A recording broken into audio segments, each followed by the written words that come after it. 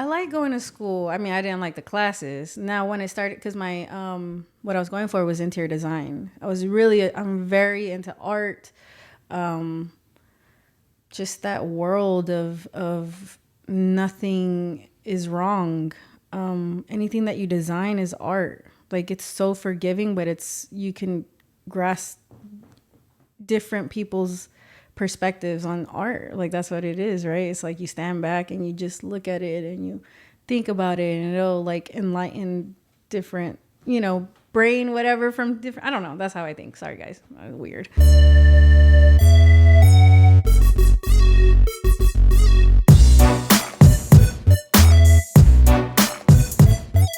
What up, Savage Gang? Once again, inside the Savage Studio, I'm Diana, your host, and today my guest is Zerena Volcy. She's the owner and CEO, boss babe behind Taco Couture. So picture this: pink taco cart, pink carpet, pink flowers, pink tortillas, rose petals, gold edible petals. I'm talking about Mexican cuisine, but at an elevation. Elevated Mexican cuisine. Sassy with classy with a little bit of sassy. All of that. Does that sound right? It sounds about right, yeah. Thank you so much for accepting the invitation to be here, Zerena. I'm super excited to have you and for you to be able to share your story with us today. Oh, yeah. Thank you for having me. I've been excited. It's been 2 weeks, so I'm like, oh my God, what do I talk about? So, yeah. Well, we're going to talk about everything. From beginning to end.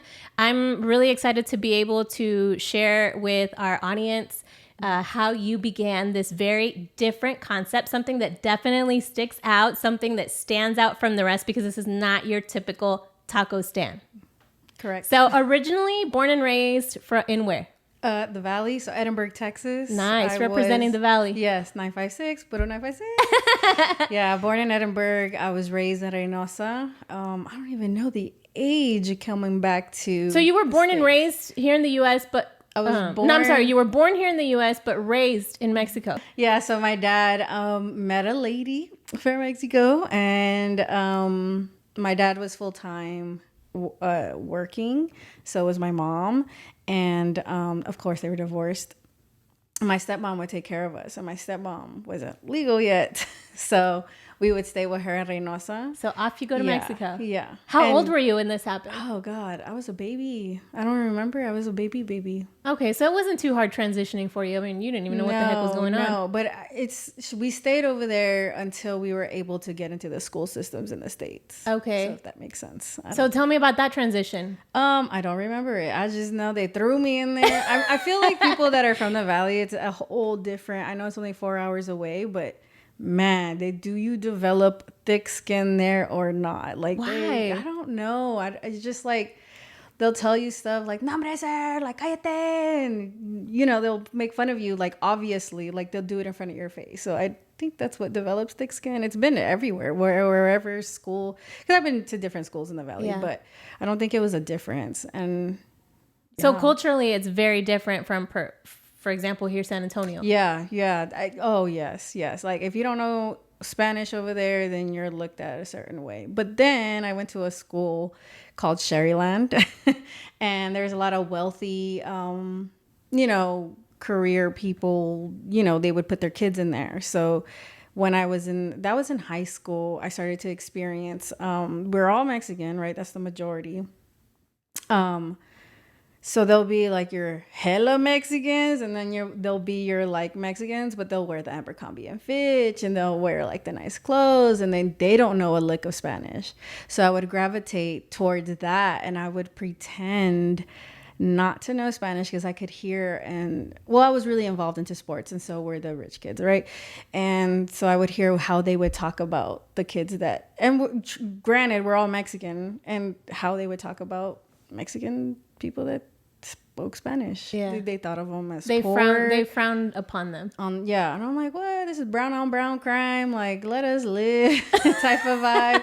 So I'll pretend like, oh, I don't know Spanish. So I was really ashamed of my culture. I visually have, lighter skin. So I know colorism is really in like the African American community. Yeah. But it also happens for Mexicans and any other community, I'm sure. It's true. So lighter skin, curly hair, colored eyes, cállate. yeah, Oof, you're like yeah. So on another level. Yeah. So that was definitely going on. So that, I mean, I could play off that.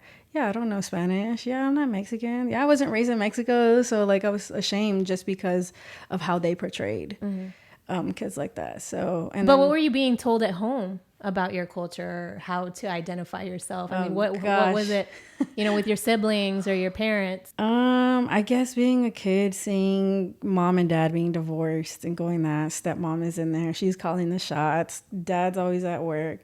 It was different. It was different. So it's kind of like, I don't know if we were able to embrace the culture. I think it was just like, you wake up, you do this, you do that, you do this. You can't eat. If you don't like your food, put it in the fridge. And when you're hungry, get it out and eat that. We'll go outside, pull the weeds. There was no playing. There's no tablets. There's no playing games. It was pulling weeds. We had 1.5 acres. Very ranchera style. I say ranchero style. We had goats. We had chickens. All of that. That's how we ate. But in Mexico, we would take showers outside. We would warm up the water on the stove. We didn't have doors. We had sábanas as our doors. We didn't have AC. But for me, that's what I knew at a very young age. So I thought everybody was living like that. You thought it was normal. Yeah, I thought everybody was taking showers outside and, like in the sink. Warming up the water. All of that. I thought it was normal until I got a taste of coming back to the States. Which is crazy because literally the Valley is a border town. So it's like, 20 minutes that you get into Reynosa from where we lived. Well, where we moved. I mean, did your life completely change when you guys moved over to the States? I think for a young age, it was really, when we're young, we're like sponges. So it's really easy to like adapt and learn in this and get with it and all of that. So for me, I don't think it was like, oh my God, I miss Mexico. I'm over here like, oh my God, they got AC. Like, you know what I mean? Like they don't have to shower outside. Like what is going on? But yeah, we would, take the goat to get killed and that's how we would eat. Yeah, that was still a part of plucking the chicken, all of that. And then moving to the States, we had 1.5 acres, but it was nothing but cactus and weeds and all of that. So yeah, that was our fun time going outside and pulling weeds by the hand. Did your parents' separation have any type of effect on you? Oh, definitely. Oh, yeah. Definitely. Because traditionally, the mother keeps the kids. And then my dad has 8 kids, right? 3 wives, not at the same time, but my mom was the second wife. And blood brothers, I have one older and one younger. So I was the middle girl, right? But I was raised with a bunch of boys, so I was very tomboyish. I was like, yeah, let's get dirty. And then, I mean, I still consider myself a tomboy, but now that I've grown older, I was like, I do like to dress up and I like to put the makeup on and all of that, but I'm still like, if stuff has to, like, why are you carrying cases of water? I was like, because I can. Like, I'm all like, I work out. Like, let me do what I do. Did you ever question why you weren't with your mom? Why you? Yeah. Did you ever feel like it wasn't fair? Like, why did other people get to be with their mom, but you didn't? Yeah. So it was just uncommon. And I think I feel like going back to the school system, people that had divorced parents were usually frowned upon and looked a different way. Like, oh, they're going through stuff. So I try to release that information in school? No. Would it come out? Yes. But my mom, I guess she just, I hate to say like she just gave us up, but she's just like, hey, your dad has a big family, which he does, and my mom doesn't. And it was just not in her circumstances to be able to take care of you. Well, she was able to. It's not that she was able to. I don't know. I still have issues now. Like, it's still trauma now because, like, she's here. She's like, oh, my God. Well, she's a tough Mexican mom. She's like, get over it. Get over it. It happened. I was like, yeah, Mom, but this happened. So, yeah. She's still one of those Mexican moms or dads who don't realize that, now that there's therapy for stuff like that. And girl, there ain't no therapy. Exactly. And they're just like, eso no necesitas. Eso no es para la gente loca. I'll fall. She's like, get up. What are you doing? And I'm like, oh, damn. You're not going to kiss my boo-boo? Like, you're not going to... No compassion, right? Girl, no. So that definitely made me into the woman that I am. Is like, just get over it. Keep pushing. Go. But yeah, like the separation was definitely it took a lot of toll because like also with my dad, like my stepmom was calling shots. I'm like, girl, you ain't my mom. Like I'm dumb, but I'm not that dumb. You ain't my mom. Like I know you're not my mom. But yeah, there was Was that a difficult relationship? Yeah. Yeah. It was really bad. It was really bad. I think I just wanted my parents to be together, but I never understood. Now that I'm older, I'm like, oh my God, like love is, that's what it was. Yeah. Like you can't force two people that don't love each other to be people. together. But we had a lot of CP. I'm safe, I think right now to like share this. We had a lot of CPS, Child Protective Services, not the light bill. Because when I'm like, correction, like the light bill, it's like CPS going on like mom. But I think it was just like mom on dad and dad on mom, and it was just like who's the shittier parent at that point, and it was just like, and you were stuck in the middle of all this. Yeah, I mean, I remember one time, so my mom would have visitation every other weekend or every 2 weeks, right? And my dad calls her. It's like, hey, you can come have the kids, whatever. And I'm gonna tell you, this is how ugly it was. She's like, oh, you could come have the kids. She's like, but it's not my weekend. It's like, no, it's okay. Like, come. Boom, she comes. She, you know, me and my brothers are waiting outside, and then the police are right after, pull in the driveway, after her. And I didn't realize it, and I still remember it to this day. And I asked my mom, and she's like, yeah. But basically, my dad set her up. Like, hey, she's showing up on my property. It's not her time to visitation. And I remember trying to crack the window of the police car with my shoe. And I was like, Mom, I was like, take my mom out. I didn't know what was going on. Mm-hmm. I'm like, teared up. But it was just that ugly. It was a mess. It was a mess. And being in the Valley, it's like they're so close-minded. That culture is a culture down there. You know, it's not like, sorry. I'm like, I'm tearing up. I'm getting upset. But basically saying that, like I've always wanted to, I knew I didn't fit in. Like that's not the life I wanted for myself or for my family, because now I have a little girl. But I always told myself, I was like, I'm never going to be in a marriage like that, or I'll never do that. But yeah. So at such a young age, you were already making decisions about your future self. Yeah, just get out. Talking about things like, I'm never going to be in a relationship like that. Yeah. I'm never going to be a mother like that. Yeah. I'm never going to put my kids in a situation like that. Yeah. How old were you around, más o menos around that age? I know I was younger than 10. I think that happened when I was like 6 or 7. I don't know. You know, it's crazy to me that the human brain, I mean, children, like you said, are sponges, but the human brain is so incredible that when you are put into really tough situations like that, regardless of your age, people just adapt. Children adapt and learn how to cope at, you know, as best as they can. Yeah. But they cope and they make it through. Yeah. And your brain just starts developing, like you said, these future plans, like I am never going to do this, I am never going to be that, I am never going to allow this. And that's just amazing to me that you were, and you know, and that's awesome that you were able to do that. And that you were able to set those standards for your future self. I mean, that's basically how our childhood, just watching mom and dad calling each other and bruises on us. I mean, we're old school. My dad would be like, go get your Twitch. You're like, go outside and go pick your, you know. And I'm like, why? You know, but my mom was, she's a tough woman. Like, we'll go get our nails done and pedicures, right? And the Asian man, they're like rubbing her feet, and she got a big old pata, right? And so he's like rubbing her feet, and I could tell he's talking shit about her. And I look by the foot and looking at his friend, and I'll tell him, I was like, that's a strong woman, right? I was like, you can't handle that. But which he couldn't, because she is a very strong woman. So that being said, like my dad's like, go pick your weapon, all Mortal Kombat, right? And my mom's like, the mano, like it was nothing but the mano. And I was like, damn, like, my and my mom's relationship, I think we're so alike and hard-headed and independent. Yeah, we would, in high school, it was bad. Like we would get into like fist fights. She threw a whole, I don't know what saint it was, Saint Joseph statue at me. And I'm like, girl, because it was that heated. I was like, man, now I'm thinking about it. I was like, dang, we've been through some stuff. But yeah, at a very young age, I was like, I guess this is what it is. They're just going to keep going back at each other. So what do I have to do? Because clearly I wasn't 18. What do I have to do to get the out of here, right? And I muted that. I didn't stop. But what do I got to do? So I never smoke, I never drink, and that culture in the Valley is, you know, It's very Encouraged? heavily Yeah. influenced. Never tried it, never will. I got into sports. My sport was basketball. I love basketball. I was purposely getting on AB honor roll. I was getting into the honor society. I was getting on things for attention so that I could have either parent show up. And my dad was always working, but my mom, she's like, I'll tell her, I was like, hey mom, like, I got into the honor society, like they're gonna have, she's like, okay, and like, I know, like, you're my child, like, I know, like, this is expected from you. And she's a very smart woman. She has 2 degrees.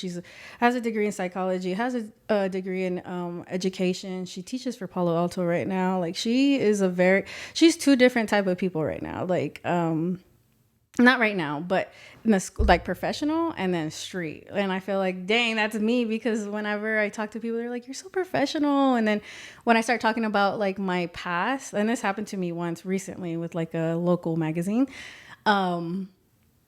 he's like, tell me about your story. And I'll go a little bit, like, not super deep, but I'll tell him about my background. And then once I start talking about my background, I feel comfortable. So my little street comes out and my personality starts to come out. He's like, I like you. He's like, it's like you're a little ghetto, but you're like super professional. And I'm like, shit. Like, and I don't feel offended when I tell people, they're like, he said that? And I'm like, it's fine. Like, girl, there's other shit to worry about than he said that. Like, girl.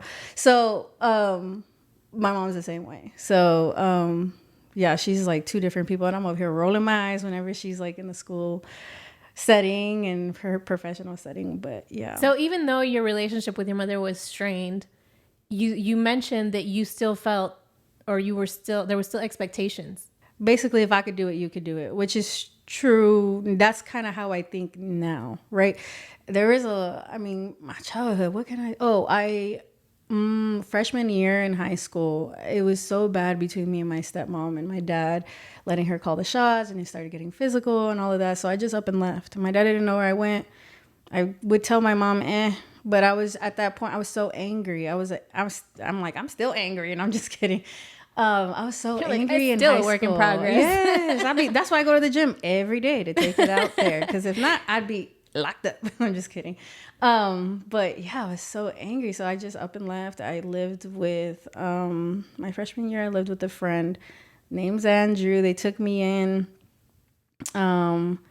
He used to be my neighbor wherever we used to live, and then he moved with his dad, and I was like, hey, like, this is going. He's like, yeah, come stay with us. And I was like, what? Like, it was weird. But at that point, packed my bags, dipped, didn't tell my dad, didn't tell nobody. I stayed with him for a month. I was still going to school. I never skipped because I wanted that A honor roll. Like, wait, is that what it is? The perfect attendance? Yeah.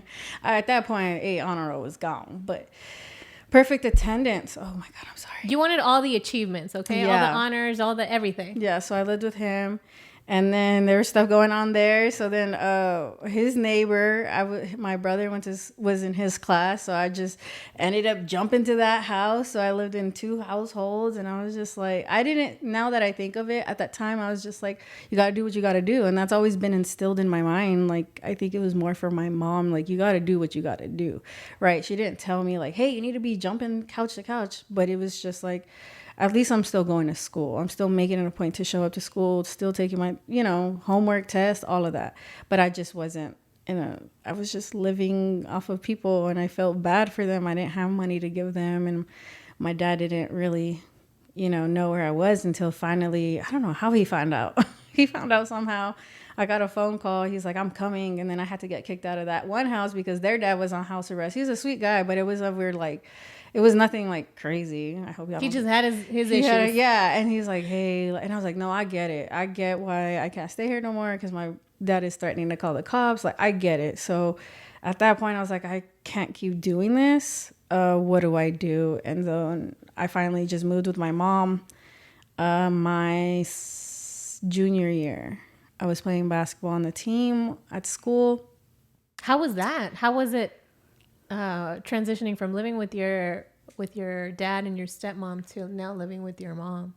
I feel like I don't think there was any relief. No. I ended up running away from my mom too, and I was living with the librarian because I went to her school. So I went from a 5A school district to a 1A school district, and she was a teacher at the high school. So they saw me. I was like, oh, that's her mom. Her mom's the teacher. Da, da, da. And then when I showed up, I was fresh bait. It was half my junior year. I was a starter on the varsity basketball team because I was trained at a 5A level. Mm-hmm. And on a 1A level, it's like they don't have, the budget to hire coaches to train you. And so the way I was running and dribbling, and they were like, whoa. And I'm like, I'm not that whoa over there, but I could be whoa here, right? That's fine. I'll take it. I don't care. I just want to start. And so it was more for basketball career, but it was also more like the living situation. I had nowhere else to go. So being there, I was fresh bait. They would be like, the guys would try to hit on me. I was dressed really tomboy. But I would always say no. So they started a rumor there that I was a lesbian because I never wanted to talk to the guys. And I would literally wear Nike Hyper Dunks, like a novelty tee, and windbreaker pants. That's just, I don't know. I don't know why that was my style, but it was. What do you think maybe it had to do something with what was going on at home? You were trying to shield yourself. I don't know, maybe cover yourself. Also that, and I probably was raised with a lot of boys, so I had my brother's pants and my brother's this, and I'll take them because there's no girls to take their stuff from. But my mom was the one, whenever she had us, she's like, yeah, I'll buy you the girly stuff. And then I had to hide it from my stepmom because if she knew that my mom had bought it for me, then she would take it away, throw it away. So I would put it in my backpack, go to school, change, put makeup on, and then I had to change out of it to go back home. Wipe your face clean. All of before that. You get there. Before she comes for me. Well, it wasn't even crazy makeup. It was mascara. That was it. But you know how Mexican people are. Why are you wearing that? Yeah. Murugurado is for prostitutes. And I'm like, exactly. What? No, ya se anda pintando, ya anda ya de piruja. Yeah, I'm like, girl, chill. But yeah, going to the school with my mom, the whole bullying thing did happen. The lesbian rumor. And so that summer. So that instigated bullying. Yeah, I feel like there was a lot. And then at the other school where I knew that's how they would talk about with the Mexican communities, with the Mexicans that knew Spanish, I would pretend yeah. And then my mom, girl, bless her heart. Mom, don't watch this because you'll be mad at me. But she drives still to this day. She'll drive beat up cars. The hanger is the handle. The cardboard is keeping the window up. It's all rusty. So whenever I have basketball practice or functions, my friends, if they let me go, they barely let me out the house. But with her, she was more lenient. Yeah, whatever.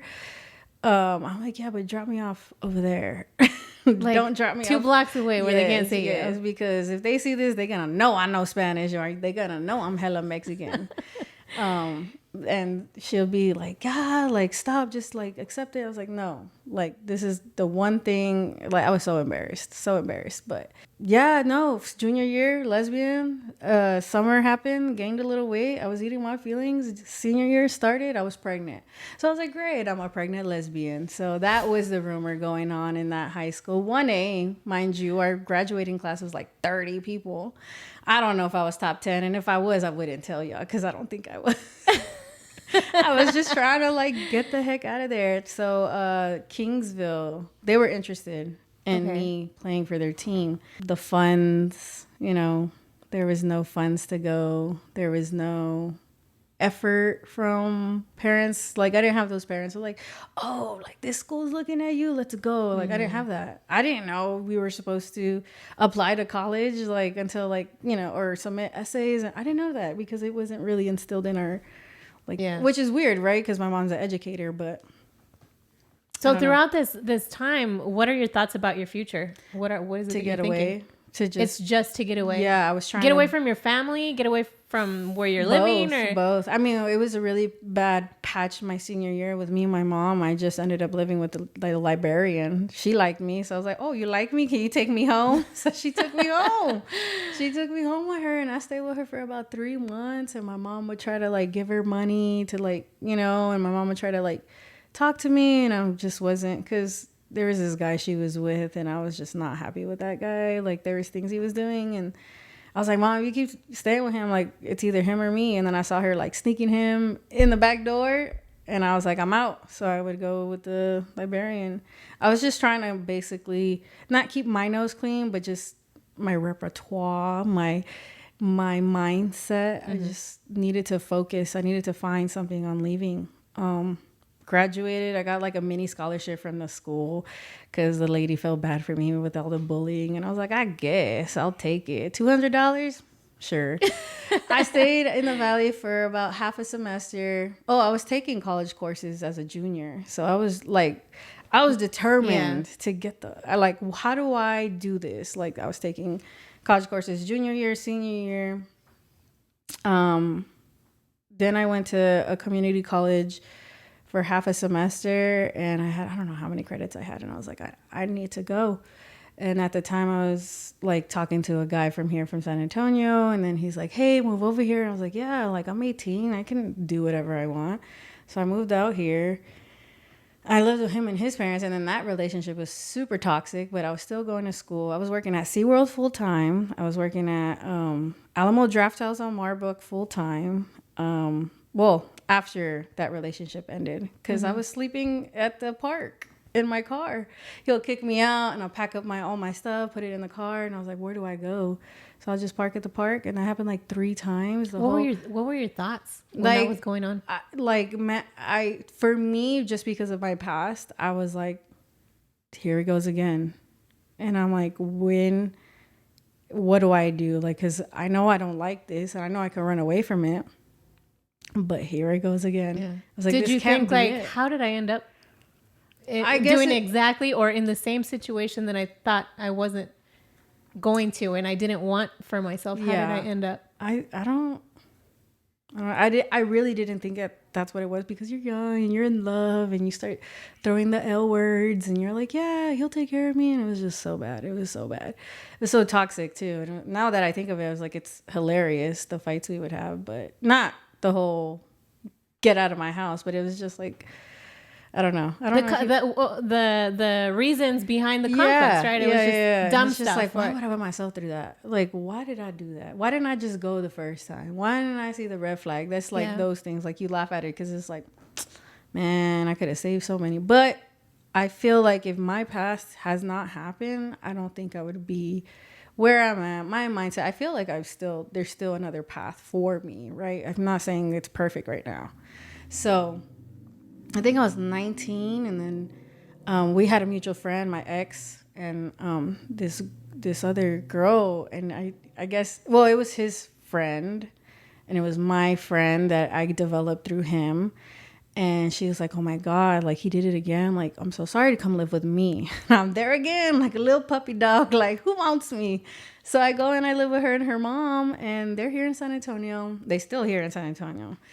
And man, I appreciate them so much for that, because I think I crashed there for like another 3 months till I finally decided, like, it's time to just do what I got to do for myself. So that's when I became full-time. Well, they don't give you full-time. I was working like 60 hours a week at Draft House. And then I was going to school full-time at Northwest Vista. I was on the basketball team at Vista, and I would work at SeaWorld as a character. Like, at first it was like selling turkey legs, and then I was like, I don't want to sell food. Like, I've been trying to run away from food. I realize like people hire in the food industry, they'll hire whoever because it's just food, right? Like, it's like an easy job. You train them and you boom, whatever. But then I was like, no, I want to be one of those characters. Like, they're called performers in SeaWorld. So I got hired as that. It was like $1 increase. For me, it's a lot at the time. So I finally got my apartment. I had a roommate, Hans. I miss him. I don't know what's going on with him right now, but flamboyant boy, like, it was my BFF at the time. And so we shared, and I was living on Marbach at an apartment complex on Marbach. Man, it was ghetto. There was like murders, and our neighbor got killed, and I'm like, oh my God. So I tried not to ever go home. That's why I was working so much, and I would try to just not avoid being at the apartment. I was like, what? 4 hours of sleep? Boom. Like, I'm fine. Like, at that time, I was like, 4 hours of sleep is good. Like, let's go. Because I had like assignments to turn in. I was taking all my classes on Tuesdays and Thursdays, because that gave me Friday, Saturday, Sunday, Monday to work. Notice I said work and not do homework. Because I'm like, 4-day weekend of work, let's do it, right? I'll do my homework or projects like the morning of, don't judge me. I like going to school. I mean, I didn't like the classes. Now, when I started, because my, what I was going for was interior design. I'm very into art. just that world of nothing is wrong. Anything that you design is art. Like, it's so forgiving, but you can grasp different people's perspectives on art. Like, that's what it is, right? It's like you stand back and you just look at it and you think about it, and it'll like enlighten different, brain, whatever, from different, I don't know. That's how I think. Sorry, guys. That was weird. Okay, so you're out here hustling. You're out here determined. Yeah. To not go back. Not go back home. No. You're going to make it out here. You're going to make it work. Whatever you got to do, but you're going to make it work. How did you keep yourself motivated? How did you keep yourself with that mentality of that drive? I've got to keep going. I can't turn back. This is what I got to do it. I don't really know how to answer that other than I'm not going back. I'm like, look, I'm still in school. I qualified for financial aid. I did that shit on my own. No one really told me how to do it, but I was like, what, y'all pay for school because I'm poor? Cool, let's do it. So that's how I did it. And I'm like, at any point, were you already brainstorming what you were going to do? How it was that you were going to be superior to what you had been, what you had left behind? What had to happen for you to be able to start thinking, hey, you know what? I need to do something. During that college time, I met my husband. So my husband, he sent me a friend request on Instagram. He didn't slide in the DMs because there was no DMs. But on Instagram, because of the girl that took me in after my ex, she kept posting pictures of me and her. We were going out. We were going to hookah bars. I would go out, but I don't ever do anything. I'll just like, yeah, I'll be DD. Like, I like to be out in the streets too, but not, getting in trouble. I don't know, whatever. But I was like, hey, who's this guy? And then she's like, oh my God, like, I know him. His sister's my best friend. You need to accept it. And I was like, didn't. But it turned out that his sister was my ex's first girlfriend. So I thought she was just trying to use his profile to look at, like, are y'all still together? Like, oh, you're like, I read too much into all it. Suspicious, right? So yeah. And then I left it there for 2 weeks. She's like, no, he's a really good guy. I left it there for 2 weeks. I didn't even delete it. And then I finally accepted it. And then he sent like something on the comments because there was no DMs. And we talked and it was like 80 comments on Instagram. And I was like, oh, no, I don't know what this is, but sure, I'm down, whatever. And then he's like, can I finally ask for your number? I was like, oh, I thought you would have never asked. All of this going on in the comments? Girl. So I had to delete that post. I wish I could save it because I was like, look, babe, like show my little girl, like, this is how we started on Instagram. Not on put in like a frame and not stuff. like I met him in war, right? Like a cute story. But yeah, so then we started texting for about like 4 weeks, and I was like, I don't think he's into me, because usually men are like, or guys are like, want to meet up because you know what they want, or whatever. Yeah, like want to do this at weird times, whatever. And he never like asked. I was like, I don't think he's into me. I was like, all right, cool. And then one day he was like, I think I was like starting to fade out of that. I was 20. Dang. At this point, you're still hustling, working, girl, yes. jobs, and and then trying to make it by. Yeah, and I would text him like, this one. He was like, you're doing this, right? And I was like, yeah. Like, I don't know if it was. I never even asked him. I'm probably gonna ask him when I get home. So I was like, is this attractive to you? That like I was working here, working there, doing this, always busy, like not sleeping. But it was like 3:00 in the morning. I was at Planet Fitness on Marbach. I had a black card so I could bring a friend, and he had texted me like, hey, what are you doing? I was like, I'm working out. He's like, what? You're working out? I wish I could work out.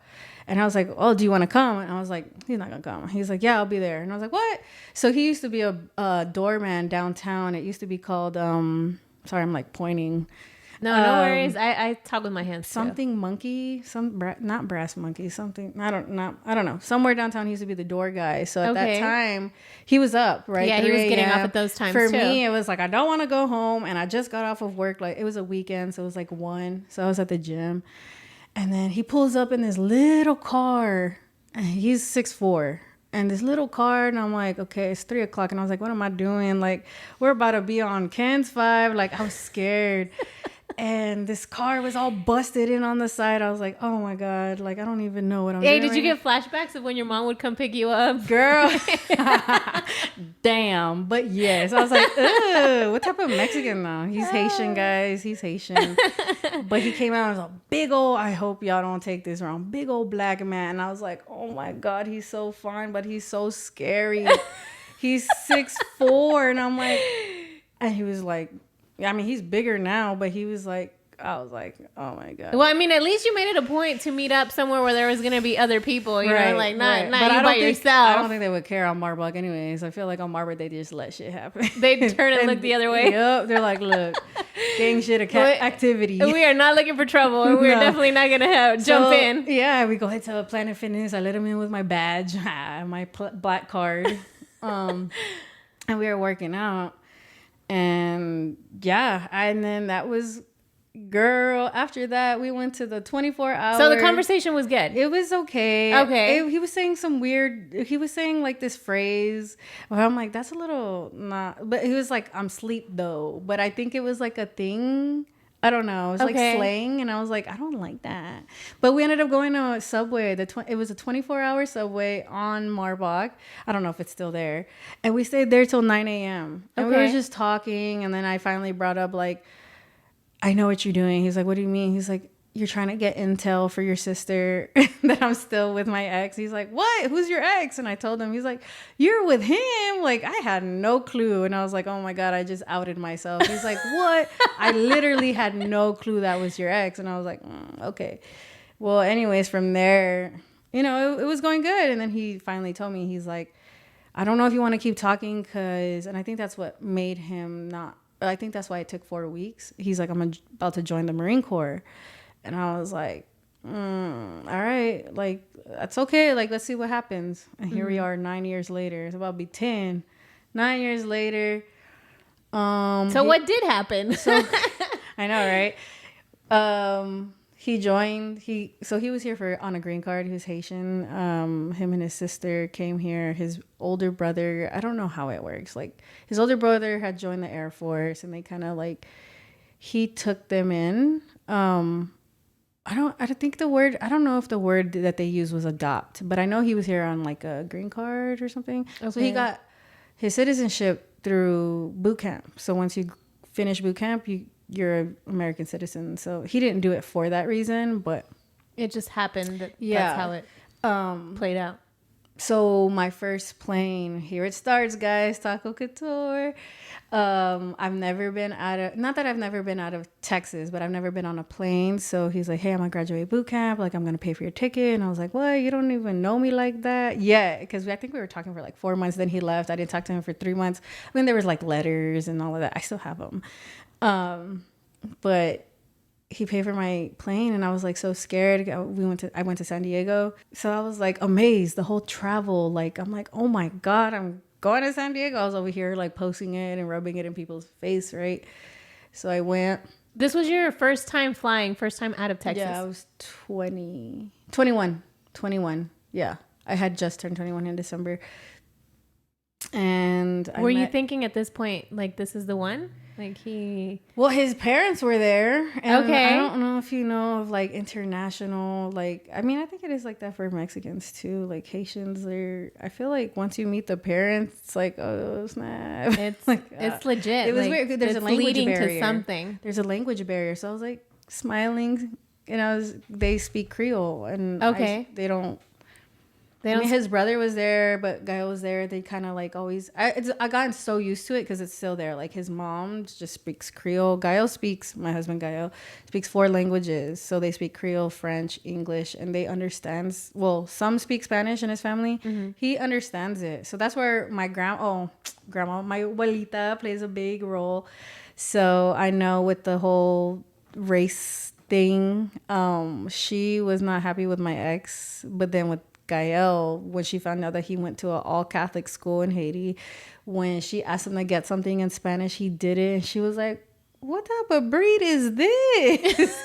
She loved him. And I was like, yeah, grandma. And so, but she doesn't acknowledge that we're married, because after boot camp, we came back. We got married through the courthouse, not the church, not Catholic.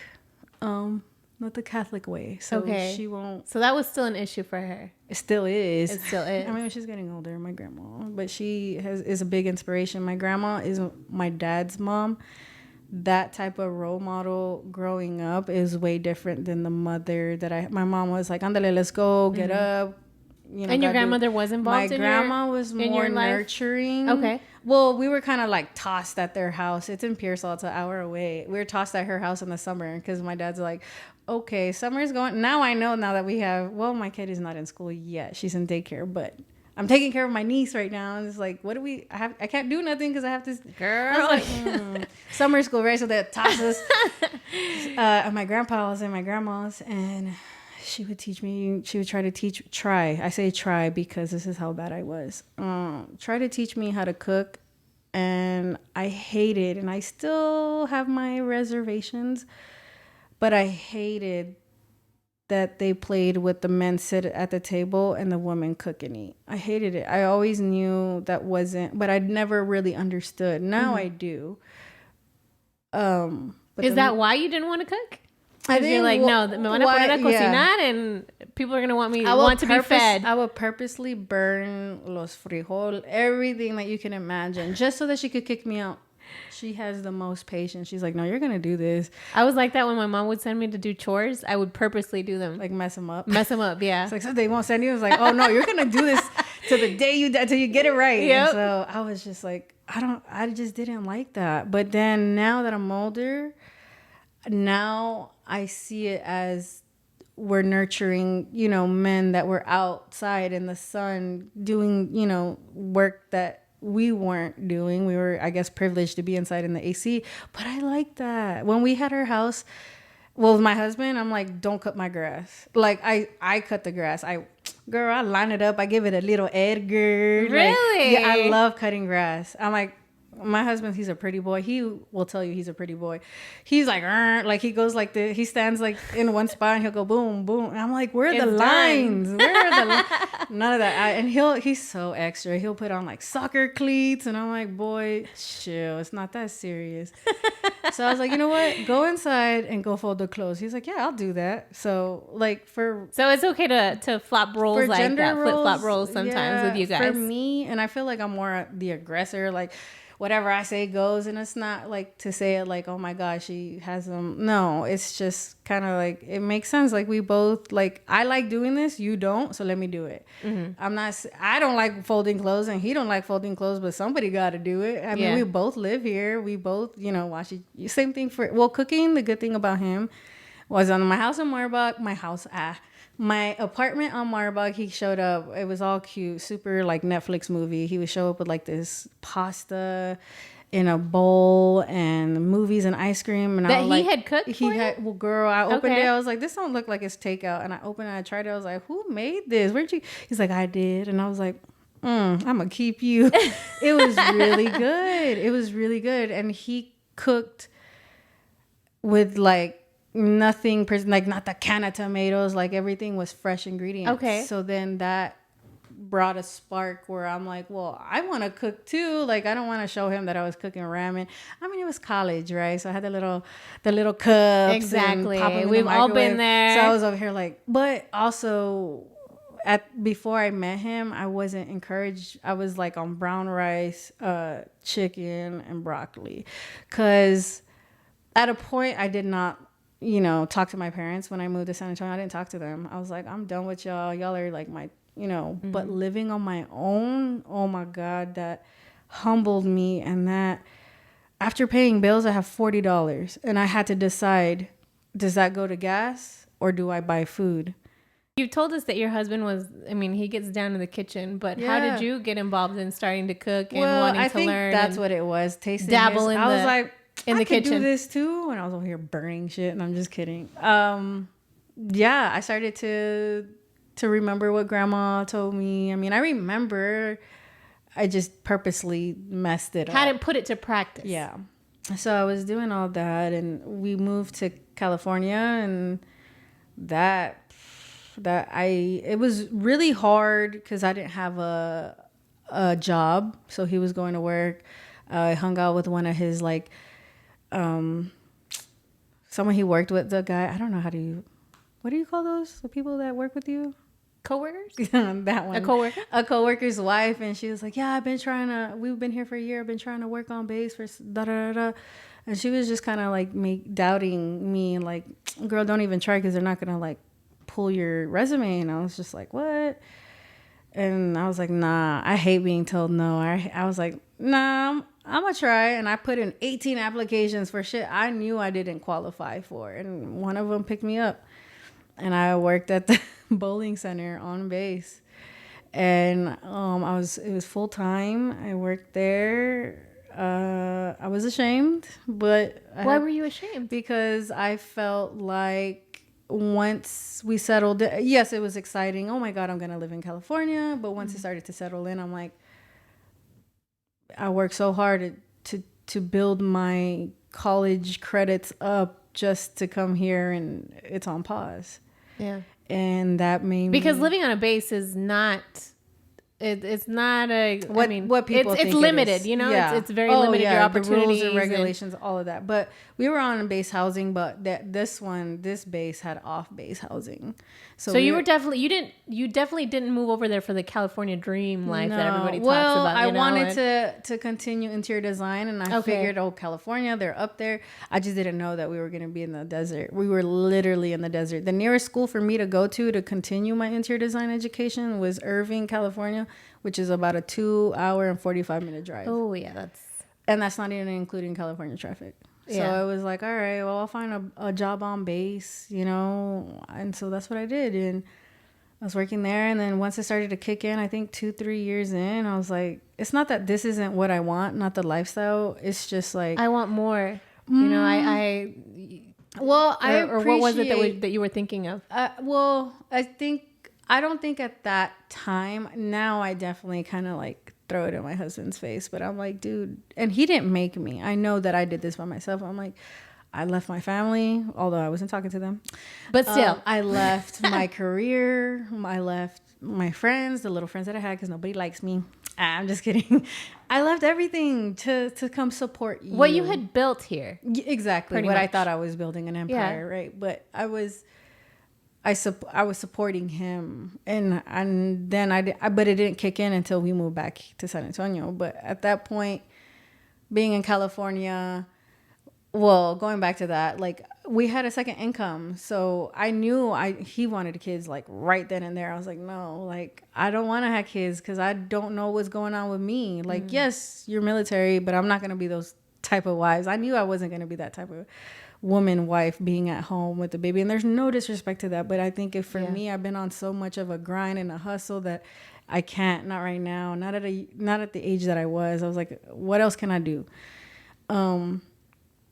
And so we started that extra money that we had, we started living a little. So Palm Springs was there. I would always go to Palm Springs. Vegas was 2 hours away through the back roads. It's 2.5, but if I drive, it's 2. It's literally like, that's where they shot Hills Have Eyes. Okay. The back road that we would take, there's one gas station, and that's it. So nothing was back there. So I was like, yeah, I'll go 100, 115. We'll get there in 2 hours. Vegas, right? So we were Vegas, Palm Springs, but I was so attracted to eating out.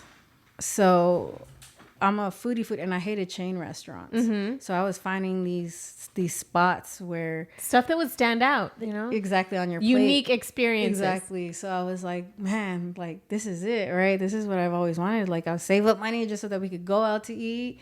And his cousin she was growing marijuana out there. Wait, what? Yeah, she was growing marijuana in California. She had like a whole acre. It was like an hour away. And okay. She was flying people in to come trim when it was trimming season. And I was like, yeah, I'll go trim. Like, how much you paying? Why you gotta fly them in? I'm right here. Like, wait, this was his cousin, right? Yeah. Okay. I mean, granted, in the military, they're not supposed to, but we were just working. Okay. Right? Because that's how much they had to push out. So I started making edible THC gummies, brownies, Rice Krispies, and what? Yeah, I was in the military housing. And it wasn't allowed. It's not allowed. But thank God we were off base. So we didn't have to go through no like checkpoint or anything. Okay. Just take it to my house, do it. But my neighbor was like, yo, that smells really. And I'm like, what are you talking about? And I was like, I can't do this no more.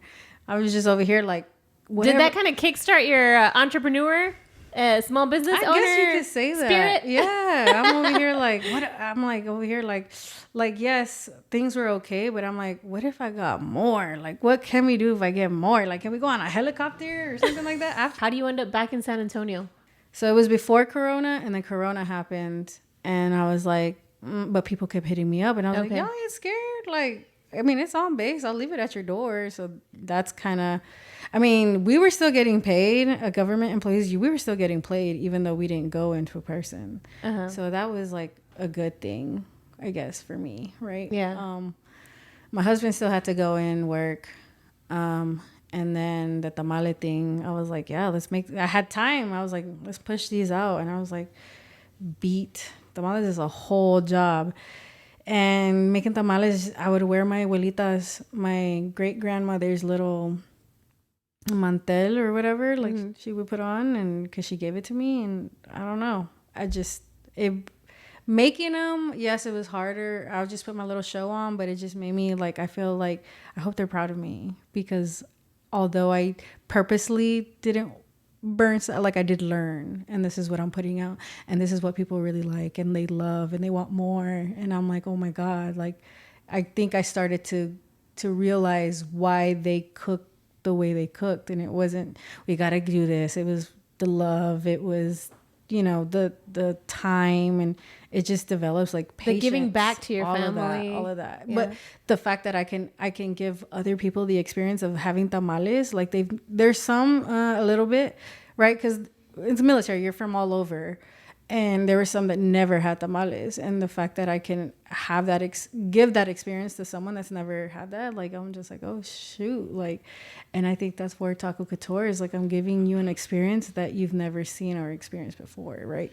So salsa started to come into play. I was bagging them. I was selling them $8 for 8 ounces. So you're paying $1 an ounce, and I would sell out. I started going to farmers markets in Maryland once COVID started to like chill out, because a lot of outdoor stuff was going on, not the indoor. So we would go to farmers markets, and I was selling out. And some lady lived like 40 minutes away from me, and she wanted me to like ship it to her through my USPS. I was like, as long as you pay for shipping, I don't care. So I was shipping it. I don't know if any of that part is legal, right? Because I didn't have like a permit or license or anything to do that. Even to sell on base, I was like, oh God. I was waiting for like a commander. My husband is like, hey, they found out you sell on base. Like, you need to stop. Yeah, you need to stop. But I was like, what? No. So the grind and the hustle was definitely there. Now, I do have an issue, and I think I still battle that now, is selling food. The tamale thing was I was not, I don't know if the word is embarrassed, but it's like in our culture, well, from what I've experienced, it could be for any culture, where you sell food because you don't got money. And my mom would do that sometimes, like, let's sell platos, and she'll pawn TVs whenever it was like her time to have us. And that weekend, like, I could see her put a whole meal on for $5, but she'll pawn our TVs, and then when she'll get paid, she'll go take them out. And then whenever she had it was just a whole like unpawning, but it was to feed us, and it wasn't just to like spend it on nonchalant. And my mom really does go down in the kitchen too, like that woman. And I never see her eat her food. And I'm like, what do you like? She'll just stand and she'll just have us eat. And with my tamales, I won't eat my own tamales. And then with my tacos, I won't eat my own supply. You don't get high off your own supply, okay? But I don't know what it is. I think because being a perfectionist, I feel like something's missing, right? So I just I don't know. I'm like, the ancestors are in my wrist. I don't know.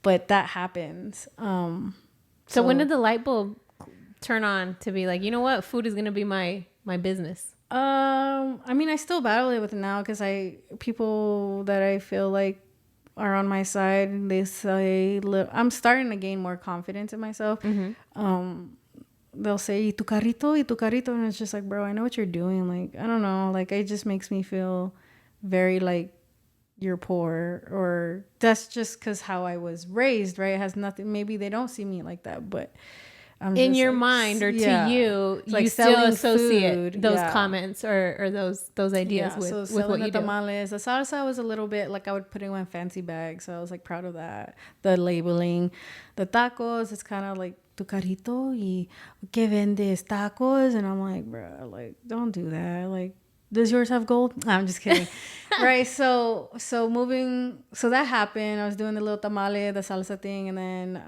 I was 28. I called my mom. I was like, hey mom, how old were you when you started having kids? She's like 28. I was like, oh, I think it's time. So our baby girl was planned, and I told him, I was like, look, if you're ready for this, I don't want to do the military thing. Like, I would not be able to. There's no support. Yes, the wives support each other, but there's no way. Like, there's no way. And so, well, he was already on his way, like mind made up. He did 8 years in. So we moved back. I think I was 7 months pregnant. We drove everything back here to San Antonio. And what happened? I didn't even know the sex of my baby. I didn't want to know yet. And we came here, and then we found out, and then the military cut us off. Like, they cut us off our insurance, so I didn't have a checkup from 7 months till 2 weeks before I gave. Wait, what? 7 months to 2 weeks before I gave birth. With no explanation or what? No, they just do that. Once you get out, it's done.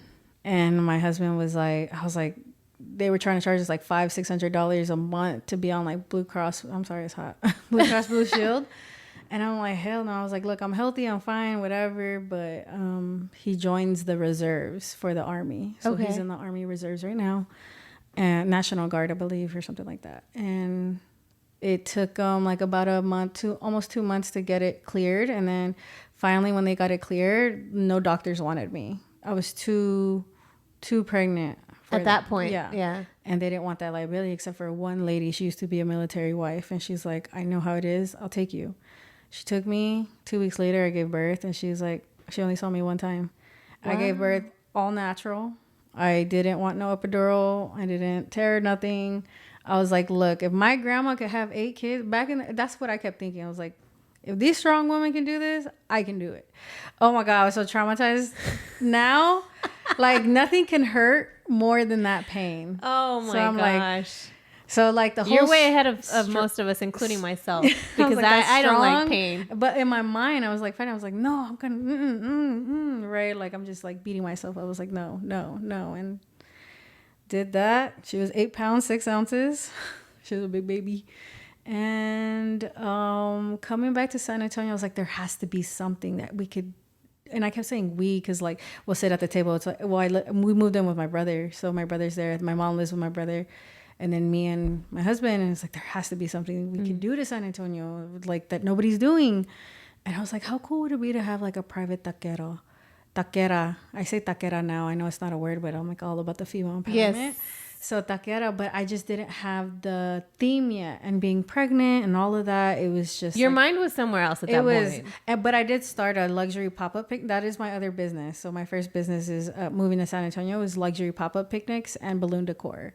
So I started doing that, little here's and there's. I still do it, but didn't take off as much as Taco Couture did. So my thought was there, baby came, and then, man, that's a whole nother chapter. Depression kicked in. My husband got activated to go to the border with the border crisis. They tried to send him the date 2 days after I gave birth, and he's like, hey, I just had a baby. He's like, okay, submit a letter that your wife needs you there for emotional support. And so that's what I did. But I was ashamed that I had to do that. I had to go to the doctor and tell her I was experiencing, but as a woman, as how strong I was, like, I didn't want to admit that. And I was just break down, and they wrote a letter and they tried to put me on pills. I flushed the pills because I'm not super hippie, but I'm like, no. If I don't need it, I'm not going to take it. I don't want to rely on anything. And I think a lot of it has to do with like drugs. I mean, I know I said I never did drugs ever, but it was in my culture, like school, You saw other people go through it. Yeah, at home. And what it did to them. Exactly. So I'm like, I don't know what, I mean, yes, they could tell me like, oh, this doesn't, and I'm like, yeah, I know, I just don't want to rely on anything. So I just flushed it down the toilet, and then it only lasted 6 months, the letter, and they took him at 6 months. So he just came back last month, about a month and 2 weeks, about a month and a half now. So you're left at home with your brother, with your mom, and your new baby. Yeah. Your husband's off. Yeah. And you're pretty much just left with your business ideas, right? Yeah. But my mom's a full-time teacher. My brother he manages a whole team at the TA in New Braunfels. So they're gone. Like 7 a.m. to like 6. They're gone. So it's just you and baby. And it was so bad. The postpartum depression was really bad. It was really bad. It was really bad. I tear up because like I never ever thought about harming her, but myself, because I felt like I couldn't give her what she deserved, you know? Did it kick in right away, or did it take time? I mean, how did it start for you? What, the depression? Yeah. I think it started in the hospital where I couldn't breastfeed her because like my milk didn't come in. Really? So that started, and she just kept crying. So that kind of triggered it. You feel like I feel like I couldn't nourish her and I couldn't give her, and she was crying and crying. They're like, and I was like, I don't want to give her a bottle, and they brought bottles, and she stopped crying, and it made me feel like shit because like I'm like, what? It's supposed to be me, but that started.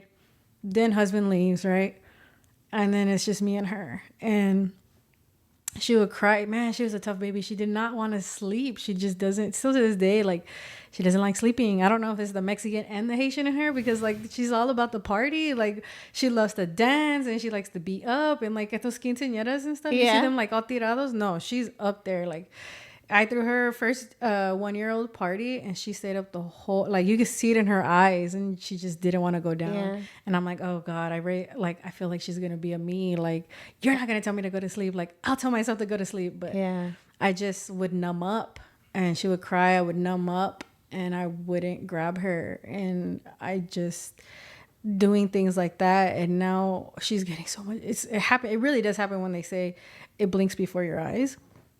Because now I look at her and I try to remember her as a baby, and I don't, because all I remember is like the depression that kicked in, and like I felt like I couldn't give her what she deserved, you know? Like I wanted her, like I wasn't mentally there for her. Like I would find myself writing her letters, don't open till you're 16, don't open till you're 18, because like I just didn't want to be here anymore. But then I'm like, what? Then a part of me was like, you're a coward. Like, you can't do that to your baby girl. So Taco Couture is saving me, because ever since I started it, man, the outreach, the people, like for the interview is just like y'all making me feel like I have a voice. Like I can give y'all something, you know, because I launched it in February and I was still feeling these feelings. And the people like loving the concept and the idea and wanting me or us like it has a little pep in my step, you know? I'm like, what? Yeah. You like it? Because I was just like, I got to do something, because I can't keep feeling sorry for myself. So Taco Couture, I was like, I'm just going to do it. How did you, I mean, in your moment of depression and despair, you're feeling so down on yourself and you're so sad about the situation, did you have anybody to vent to, anybody to talk to, or you were just holding all this stuff in? Mom, but you know, Mexican moms, depression is not a thing. Yeah. You get up and you get over it. So I pretended to get over it, but in my room I didn't. I wouldn't go to stores with her. I wouldn't go anywhere with her. I just stay in my room. I would literally just wake up to wish to go back to sleep. And I feel like a horrible mom, because like, I'm like, you want to go to sleep? Like, you trying to go to sleep? And it's just like, I should have been out there like walking her or something, but I couldn't. And leaving my room with like my family, it's like, we're so strong. Like, I could tell you we're so strong. And we all have gone through our stuff, but it's like, get over it. And she was like, hay mujeres tiradas ahí en Mexico con sus hijos vendiendo chicles. And I was like, you're right, Mom. Like, you're so right. Like, there is women tossed on the side of the floor in Mexico selling gum. But that would make me like, my life isn't that bad. And so the gym, I do like going to the gym a lot, but I was like really rushed. And then Taco Couture last November, I saw a cart on Facebook Marketplace, and they were from the Valley, and they custom make them. And I was like, hey, I saved it. And 2 weeks later, I was like, I'm just gonna do it. And that's not me. I'm not frugal, but I'm like careful with my money. And I just said, fuck it. I pulled the money out of our savings, and I told the guy, hey, build it. And he built it, picked it up. December, I launched it privately within my family and friends at my birthday party to get honest feedback. I mean, it's family and friends. They're like, oh, it's good. It's fine. It's good. But it wasn't like, oh my God, like none of that. And then February, Taco Couture started. And you've mentioned, that a lot of people have reached out to you and commented good things about your brand, your business. But how did you come up? What inspiration, or where did you get the inspiration to make your taco stand out? So again, I know I didn't talk about like when we were stationed in Maryland, like DC's right there, New York. He has a lot of family in New York. So we would go there, and his family's in Miami, New York, and Montreal. So we were able to travel, this whole traveling thing, trying food. We were paying, like one time we paid $175 per person just to eat like a 9-course meal. And I have videos every time I pick up my phone to my husband, because he's a big dude, and it's just like little portion. And he'd be like, what is this? Like, what did you bring me to? Is this play food or what is it? He was like, but there was like gold, and it was like the perfect like little drops and all of that. It was like picturesque. It was art, right? For me, I'm attracted to that, but for him, it was like, I'm hungry, which is I was hungry too. But after that, we would always like go find pizza or tacos after, because it's comfort food. Or you feel good about the night. You just go home and go to sleep. And it tastes the best. Yeah, and that's why they're always open, like after a night's out. Like we went out a lot. So like 3, 4 a.m., pizza and tacos, like little street food. So I always gravitated towards that after our dinner. But I wanted to collab my experiences of food that I've seen. And I hate to say, but I feel a little selfish experiencing that, because like coming back to San Antonio, like people that I've, they've never seen that. Like I had a grown man in my line, and he's like, is that gold on steak? And I was like, when I heard that, I was like, been there, done that. But what I saw in his eyes, he's never had that, experienced that. And then we ended up talking to him, and he's like super tatted, whatever. He's like, yeah, I don't go out. Like they look at me different. I go to like Chili's and I go to like that, but I won't go to 5-star restaurants. And I'm like, why not? But the fact that I could do that with the street food, just putting gold, and it's just like I felt like that made me want to continue this. Because at first it was like, oh, it's just like something cute that I want to do or whatever. But doing this and meeting people that want to do interviews and covers and all of that, I'm like, this is happening way too fast, guys. Like Ken's 5, and I kept pushing Ken's 5. I was just like, oh, like, and I'm like, dude, they're gonna like not want to cover you. But I was also going through a rebrand at that time, and I finally told them. But like, I was like, I don't want to do that. Like, I was very like timid and still going through, what I was going through. I don't really have that confidence in me at that time anymore. It's gaining back up. Like people are interested in me and the concept. We're going to go on air again next week on SA Living. So it's like, it's happening really fast. And I'm like, do I freak out about it or just stop and just let it happen? Like, let this path happen. And I tell people, like, I feel like something is brewing, which it is. I just don't know what it is. And I'm just going to let it keep happening with Taco Couture.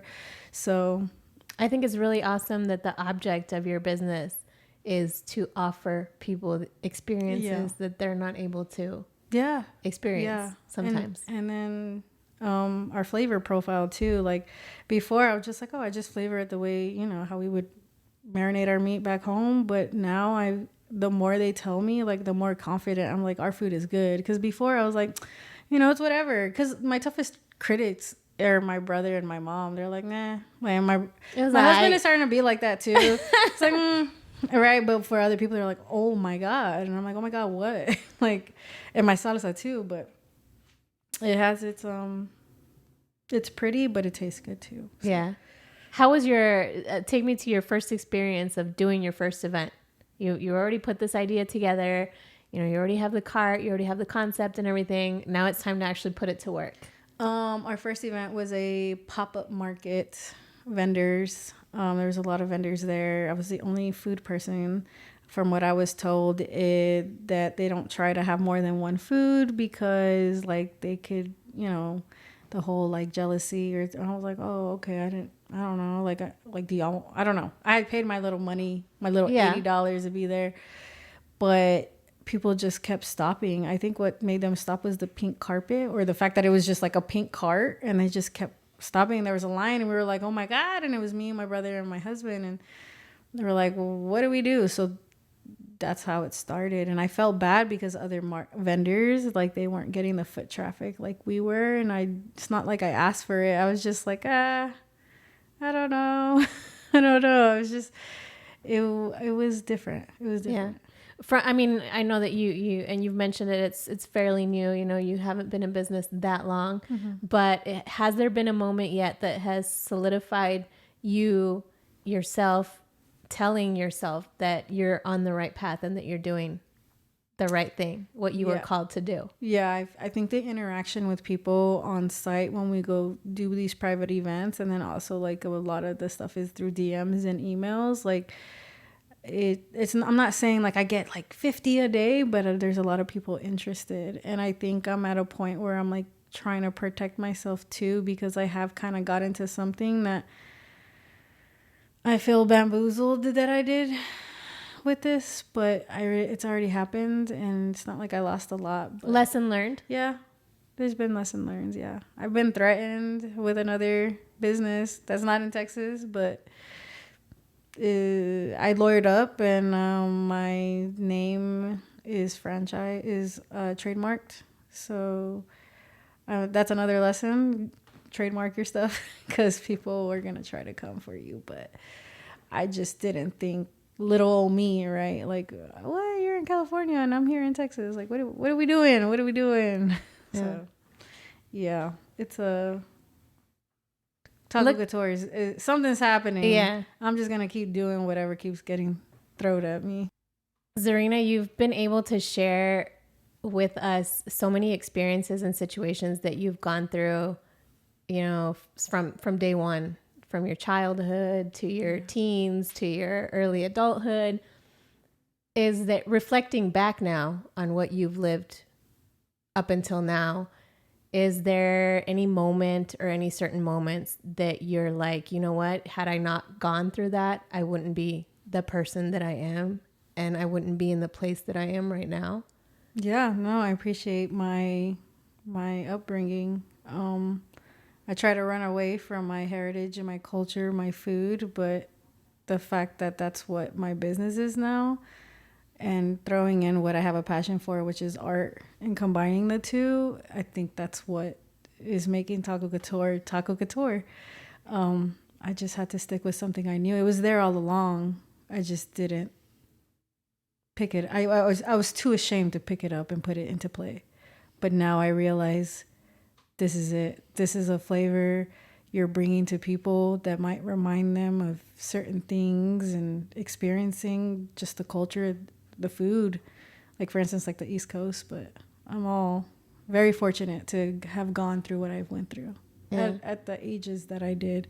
Hustle, food, my passion for design and decor, it's all in a little ball, and that's what I'm trying to put out here now. Yeah. And you're at such an early stage in your business, but you're already seeing the fruits of your labor, of your ideas, of your concept.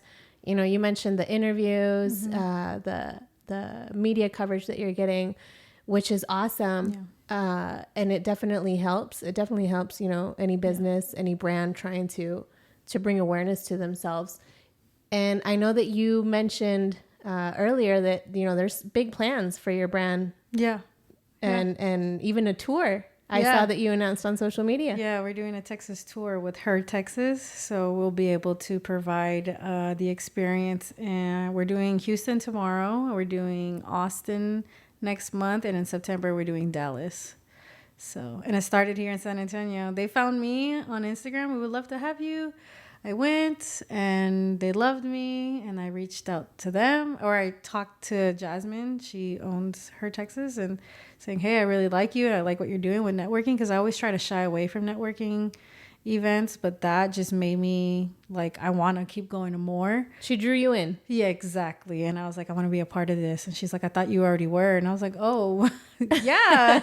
She's like, oh, I thought we already solidified this through email. And I was like, yeah, like put me in. Like, I really like what she's doing. So what is the plan for the rest of the year, or maybe even into next year? Well, I wanted to do a brick and mortar, but these clients that have been booking me, they have like I don't want to say high profile clients, but they have a lot of guests that are in the restaurant business. They're lawyers, they're doctors, like they're up, their careers are up there. And we all get the same thing. I've never thought of this. I never thought whatever. And they tell me, whatever you do, don't go in brick and mortar. And I was like, why? Like, that's what I want to do. They're like, don't do it. This is the smartest idea I've ever seen. And he's like, and this is coming from someone that's owned a restaurant for 20 plus years. And I've gotten that like 2 or 3 times already. They're like, what you're doing, you're mobile, you're accessible. You can provide, you're a convenience. So I guess if I was a brick and mortar, I wouldn't be able to do Houston. We did Miami too about a month and a half ago. I guess they're right. I wouldn't be able to bring that experience to different cities and states. So for now, we can expect for you to be mobile. Yeah. I want to hire a team under me, and I want to have like franchise cards out. Nice. So we're on 80%. I'm trying to get it in Miami right now. So to have one out there. Yeah. That's awesome. Yeah. I mean, it's hard to find Mexican food in Miami. I've been to Miami, and it's hard. And I think that's what was a hit. Yeah. And I think what drew them in was the fact they're like, but we're like, yeah, we came from San Antonio. They're like, you came from San Antonio? And they bought because we came from San Antonio. Yeah. I feel like the Mexicans there not Mexicans, right? The Mexican food there that are claiming it's authentic. They've had it. They don't like it. Yeah. But the fact that we're saying we're from Texas, we're from San Antonio, they already know it's like a majority of Hispanics, Mexicans here. So they're like, I'll buy. So they're like, I've never had a taco like this before. It's like ranchera, Mexicana. It's not like your typical Tex-Mex. Yeah. Well, congratulations, Zerena, on your growth, on your business, on your journey. Thank you. Everything that you're going through, your healing process. Yes. It's there's a lot of us that are right behind you going through things similar, and I'm glad that you're opening yourself up and giving yourself the opportunity to encounter with more of us who are also going through the same stuff that you're going to, and don't be afraid to reach out. There are people who will probably close the door in your face or leave those messages unread, but there's a lot of us who are going to read the message and respond. I'm going to shoot my shot at the Met Gala. I'm shooting my shot at the Met Gala. Nice. You should, definitely. That is my dream to have. We're trying to provide a luxury street food. So what other perfect place? That would be awesome. These celebrities don't want to eat water. Like, we're right here outside. Yes. Pull up. So Met Gala, I'm coming for you. We're going to see you there. Yes. Well, it was a pleasure being able to talk to you, being able to have you here to share your story. What are your social media handles? On Instagram, we are taco.couture. And on Facebook, it's Taco Couture. And that's the only 2 platforms I have right now. Thank you. I'm on Threads. I don't know. Yes. It's a new thing. I'm on Threads too. I don't know how to work it, but I'm on Threads. I'm still playing with it, but I'm on there. Yeah. Thank you once again for sharing with us. Thank you for tuning in, for listening to us. Remember, please subscribe. Please share the episodes so that your followers can also enjoy the Savage Podcast, brought to you by Savage Coffee Company in San Antonio, Texas.